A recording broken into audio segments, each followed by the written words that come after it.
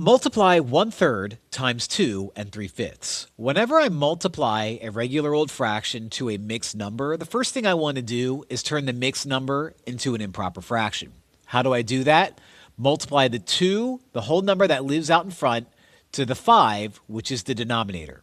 2 times 5 is 10. Take that 10 and add it to this numerator. So 10 plus 3 is 13. So you become 13, and the denominator of 5 stays the same. That 1/3, I didn't do anything with it yet. Just drop it down. Now, in multiplying fractions together, you multiply straight across the numerator and straight across the denominator. So 1 times 13 is just 13. 3 times 5 is 15. Now, nothing simplifies. This isn't an improper fraction. I'm done here. That's it. So my answer is 13/15.